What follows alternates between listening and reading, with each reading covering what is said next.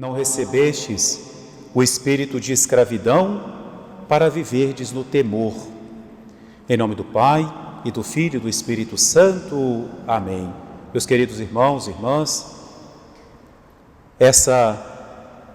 esse pensamento de São Paulo nos ajuda a entender melhor a mensagem que a liturgia nos passa nesse domingo, ao apresentar-nos, sobretudo, esse evangelho um pouco desconcertante do administrador infiel, que chega a ser elogiado por Jesus pela sua atitude, pela sua esperteza. E nós podemos ver exatamente nessa parábola de Jesus o que acontece quando não se age por amor. E é essa a tônica da liturgia de hoje. São Paulo fala de que nós não devemos nada à carne e por isso não devemos viver segundo a carne. E depois ele lembra que nós somos filhos de Deus e que os filhos de Deus são conduzidos pelo Espírito de Deus. O que tem que nos mover é o Espírito de Deus, é o amor de Deus. E depois ele fala então de uma maneira mais clara: não recebestes um espírito de escravidão para viverdes no temor. Então vejam bem, a escravidão gera o medo, mas recebestes o espírito de adoção, pelo qual, ou seja, por esse espírito, eu posso clamar, eu posso dizer a Deus, Abba, ou seja, Pai. A escravidão gera o medo, a filiação gera a confiança, o amor, a proximidade. Tudo aquilo que a gente faz por medo, nós não fazemos bem feito. Talvez mecanicamente pode até estar bem feito, mas não é feito de uma forma plena, porque o medo não motiva, o medo paralisa. Pode até parecer que o medo motiva, mas ele não motiva. Ele pode até te impulsionar, de certa forma, a agir aparentemente de uma forma correta, mas ele não dilata o seu coração, ele não te traz alegria, ele não te traz confiança, ele não te traz entusiasmo, ele não te traz amor. O espírito servil traz o temor, e esse temor não faz bem a ninguém. Quem vive pelo temor termina, como diz São Paulo, servindo às obras da carne, porque nós não podemos praticar o bem movidos somente pelo medo. Não vamos longe, vamos ficar sempre paralisados. Ah, padre, mas não existe o temor de Deus? Sim, mas querem um exemplo de quem tinha o verdadeiro temor de Deus? Jesus. Jesus tinha o verdadeiro temor de Deus, que é aquele olhar cheio de amor para com o seu Pai.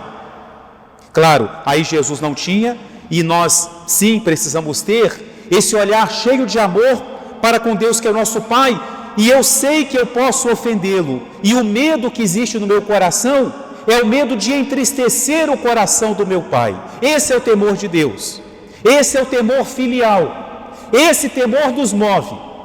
Eu não quero entristecer o coração de Deus, eu não quero decepcionar o meu Pai. Ele me ama tanto, Ele confia tanto em mim, Ele olha para mim com tanto amor, que eu quero dar a Ele essa alegria, a alegria da minha fidelidade, a alegria da minha plena doação.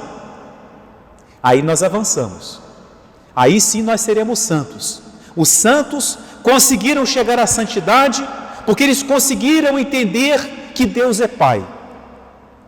Não existe um santo que tenha ficado somente com a ideia de que Deus é um Senhor severo, que simplesmente castiga e que te vigia o dia inteiro, e que tenha chegado à santidade, porque esse medo não leva à santidade.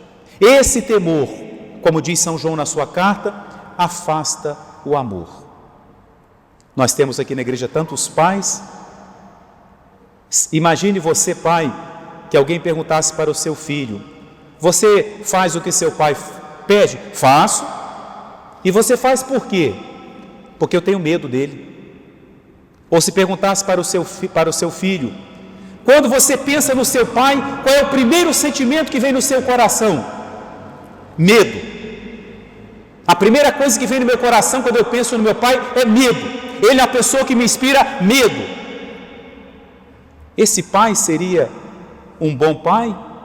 Estaria fazendo bem o seu papel? Claro, respeito é outra coisa. E aí podemos voltar ao exemplo de Jesus.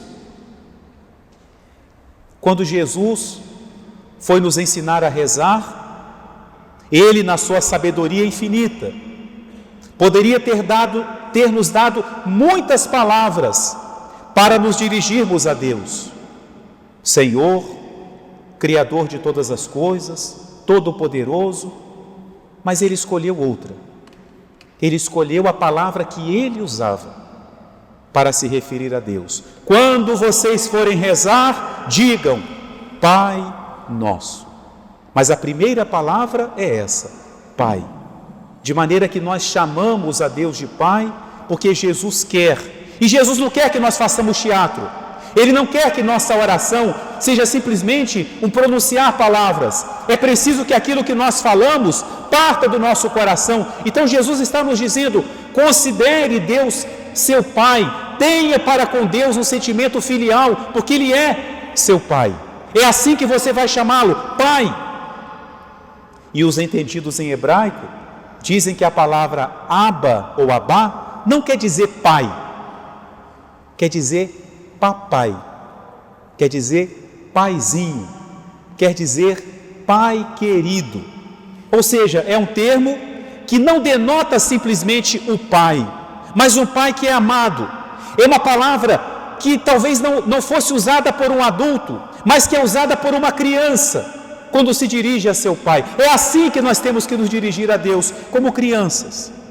Não na infantilidade, mas aquela criança que olha para o pai e vê nele uma fortaleza, e vê nos braços do pai o seu lugar mais seguro, e vê na pessoa do pai o seu exemplo, a imagem que ele quer copiar.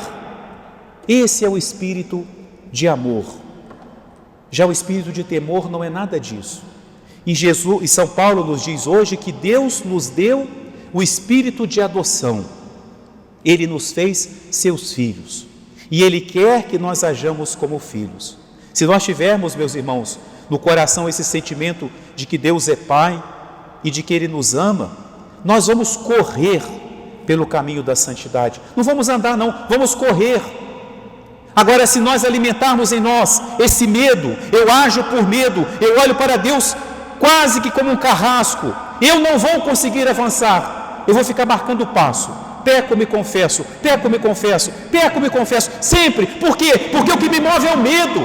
Eu tenho medo do inferno, eu tenho medo de Deus, isso te paralisa. Nós não estamos mais na antiga lei, lá era a escravidão, mas agora Deus nos enviou o seu Filho, que nos faz seus irmãos, herdeiros de Deus, co-herdeiros de Jesus Cristo. Nos diz hoje São Paulo, nós somos herdeiros de Deus, o servo não herda nada, herdeiros de Deus, o que Deus tem é meu, o que eu tenho é de Deus, e o que Ele tem, Ele me dá o céu, a vida eterna, e mais do que o céu, como simplesmente uma felicidade que vai me alegrar, Ele me dá a si mesmo. A felicidade do céu é o próprio Deus, como Deus disse para Abraão, eu serei a tua grande recompensa. Não é recompensa material, não. Eu sou a tua grande recompensa. Então, esse sentimento filial, quem olha para Deus assim, avança na santidade. Quem não consegue ver a Deus como Pai, vai ficar marcando o passo, se não andar para trás. Então, peçamos a Deus essa graça.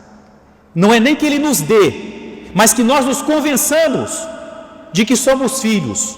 Não precisamos pedir a Ele que nos faça seus filhos, porque Ele já nos fez, Ele fez a parte dele. Mas nós muitas vezes temamos em continuarmos como escravos, em continuarmos como servos. E se a gente continuar teimando assim, nós vamos terminar na história do Evangelho. O Evangelho hoje não é como muitas vezes nós ouvimos Jesus dizer, o reino dos céus é semelhante a... Não, hoje não. Não é o exemplo do reino dos céus que Jesus dá. Claro que na história ele está falando também de Deus, dos dons de Deus, mas é uma história para não imitar o servo que tinha para com o seu senhor simplesmente uma relação de servo, de empregado. O servo muitas vezes quer dizer empregado. E como ele não tinha pelo seu patrão amor, ele também não teve escrúpulo de roubá-lo. Olha o que causa o medo. Olha a que leva quando não se tem amor. Se ele amasse o seu senhor, se ele olhasse para aquele que era seu patrão, como também como se fosse seu pai, ele agiria diferente. Ele cuidaria dos bens do patrão como se fossem dele mesmo.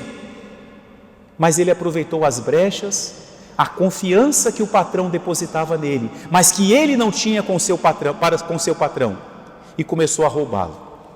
E para contar erro dos outros nunca falta gente, alguém denunciou o servo. E aí ele teve uma oportunidade na sua vida. O patrão, ao saber, deu a ele uma oportunidade. Não mandou logo embora, não foi atrás daquilo que disseram, mas deu a ele a oportunidade de se defender, de esclarecer a situação. O que é que eu ouço dizer a teu respeito? Presta contas. Eu te dou a oportunidade de prestar contas. Deus sempre nos dá oportunidades, mas a escolha é sempre nossa. A escolha é sempre nossa. Até entre escolher agirmos como filhos e como servos, a escolha é nossa. Ele deixa a nosso critério, nos dá a sua graça para agir, mas deixa a nossa escolha. E aquele servo que podia ter feito a escolha certa, mais uma vez agiu mal. Ele procurou a solução fácil, e nem sempre a solução fácil é a solução correta. E ele mostrou quem ele era, porque ele fala assim: o que eu vou fazer agora? Meu emprego eu vou perder, então eu vou procurar outro emprego, cavar a terra, isso eu não posso fazer, preguiça, além de ladrão ele é preguiçoso. E o que eu vou fazer então? Vou pedir ajuda? Não, isso eu não faço. Pedir ajuda a outros? Não, eu pedir ajuda? Orgulhoso. Ambição, preguiça, orgulho. Então ele fez mais uma vez aquilo em que ele tinha doutorado: roubou. É o que ele sabia fazer. Os outros, os devedores de seu senhor, não sabiam do que estava acontecendo, então ele age agora com mentira também, porque ele se passa por administrador, coisa que ele já não seria mais.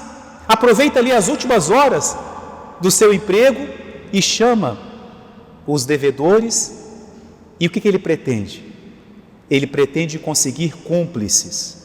Olha, meus irmãos, como que um erro leva a outro. Quando a pessoa, ao cometer um erro, não toma a decisão certa de corrigir o erro, ela entra num abismo, e um erro traz outro erro. Ele então quer cúmplices do seu erro, para que na hora que ele for denunciado, ou na hora que ele tiver uma situação difícil, ele tenha quem chantagear.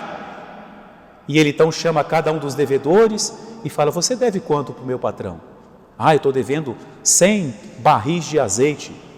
Você é meu amigo, né? Você está sempre pagando direitinho. Pega aí seu papel, o documento, né? A promissória, como era antigamente. Antigamente o papel tinha valor, né? Antigamente a assinatura tinha valor. Antigamente os homens davam o fio do bigode como sinal da credibilidade. Hoje, se der a cabeça, não vale. Toma aqui teu papel, muda aí, bota 50. Ele era administrador, ele tinha esse poder. Se ele fosse administrador, ele podia agir em nome do seu senhor, mas agora ele fez com maldade. E o devedor falou: bom, você está falando, mas gera o quê? Eu tenho uma dívida com você, muito obrigado. Não, tudo bem, precisando eu vou te procurar. Não sabia ele que no outro dia ele estaria na rua, né? O devedor não sabia. E assim com os demais devedores. Ele preparou o terreno: eu vou sair, não quero saber de trabalho pesado, vou sair do meu conforto, pedir ajuda eu não posso, então essas pessoas vão me dever favor. Amanhã eu bato na porta delas: olha, eu tenho aqui um documento rasurado, que você rasurou, e eu posso apresentar ao meu senhor. Cúmplice. Se deixou levar pelo suborno. E aí uma frase que nos impressiona no Evangelho: o Senhor elogiou o administrador infiel. Mas o que Jesus elogiou? O roubo? Claro que não. A sua preguiça? Não. Jesus elogiou a sua sagacidade, dita com uma palavra mais clara, a sua esperteza. Ele foi esperto até o final. É como se Jesus dissesse: que homem esperto, perdeu o emprego, mas ainda saiu roubando. E aí nosso Senhor diz algo para nos deixar envergonhados, para nos deixar com o rosto no chão.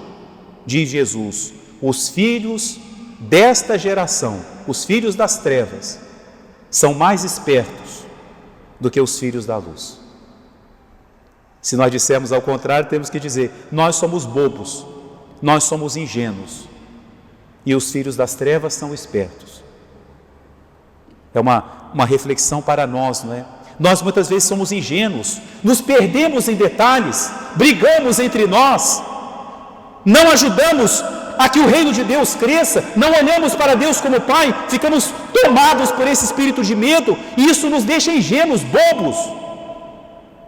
Já o Espírito Santo, quando invade um coração, o que ele dá? A sabedoria, a força, o zelo, o entusiasmo por Deus, uma santa criatividade nas coisas de Deus. A caridade é criativa, a caridade é operosa. Isso sim devemos pedir a Deus, que Ele nos dê essa sagacidade, sermos espertos pelas coisas de Deus, ter esse olhar atento, criativo para Deus, para as coisas de Deus, para atrair as pessoas a Deus. Mas para isso nós temos que banir do coração o sentimento do temor. Esse servo agia por temor e por isso cada vez agiu pior, foi agindo de mal a pior. Mas não é esse o espírito que Deus nos deu. Deus nos deu o espírito de filhos. Então nessa missa peçamos a Deus nosso Senhor, pela intercessão de Nossa Senhora, que nós tomemos consciência do espírito que Deus nos deu, que nós possamos alcançar, ainda que seja um pouco, daquele sentimento que tinha Santa Teresinha do Menino Jesus, que desenvolveu tanto em sua vida a infância espiritual. Um dia encontraram Santa Teresinha chorando no trabalho. Enquanto ela trabalhava, estava chorando. E uma irmã perguntou para ela: irmã Teresa, por que a senhora está chorando? E ela disse assim: não, irmã, eu estou chorando porque eu estava pensando no Pai Nosso. Como é bom chamar a Deus com o doce nome de Pai. Que Deus nos dê essa graça de entender o valor dessa palavra, o que significa quando eu elevo o meu coração a Deus, quando eu levanto para Ele o meu olhar e digo: Pai Nosso. Que no meu coração repercuta a verdade dessa afirmação, que saia do mais profundo do meu ser esse grito, que eu me dirija a Deus, não só com a boca, mas que os meus lábios sejam a tradução daquilo que está lá no mais íntimo do meu ser.